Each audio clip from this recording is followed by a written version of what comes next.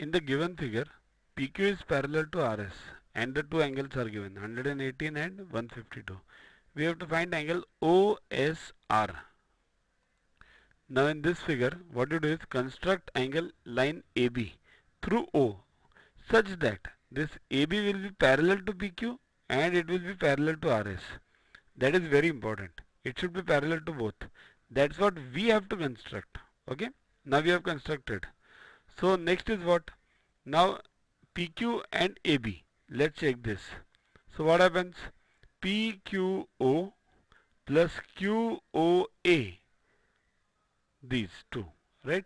This will be what? 180 degrees. Why? Because they are interior angles on the same side. So what will be QOA now? QOA equals to 180 minus PQO, that is 118. So it becomes 62. So QOA is 62.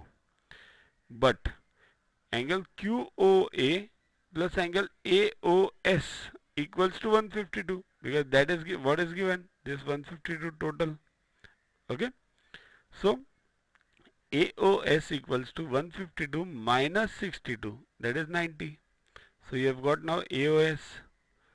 But now AO is parallel to RS. Okay, means AB is parallel to RS or AO, you can call it anything. AB is parallel to RS. So what happens?